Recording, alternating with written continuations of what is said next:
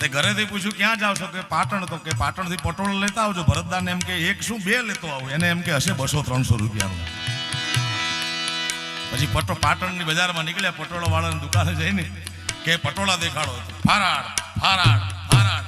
આ વેપારીની ખાસિયત હોય. આપણે જઈ મોટા માણસ, આપણે પૂછી કે ભાવ કેટલો, તારે તમને ભાવ કહેવાનો હોય એટલે આપણે હવામાં આવી જાય, આપણે કાંઈક છીએ. એક જાંબલી રંગનું ને એક બ્લુ કલરનું 2 પટોળા પાસ કર્યા ભરતદાને. પેક કરી દો, હાઈ ક્લાસ પેક કર્યા. પછી કે ભાવ તો 3,90,000 ને આને પરસે ઓળ્યો ભાઈ. કારણ કે પ્રોગ્રામમાં જાય એટલે પૈસા ન હોય, વળતા હોય અમારા પાસે. જતા તો બધું માપે માપે હોય ભાઈ.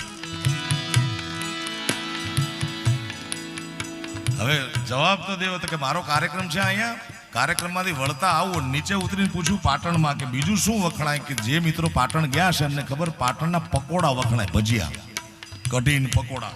પછી 150 રૂપિયાને લઈને આવતા રહ્યા. તમે છેલ્લા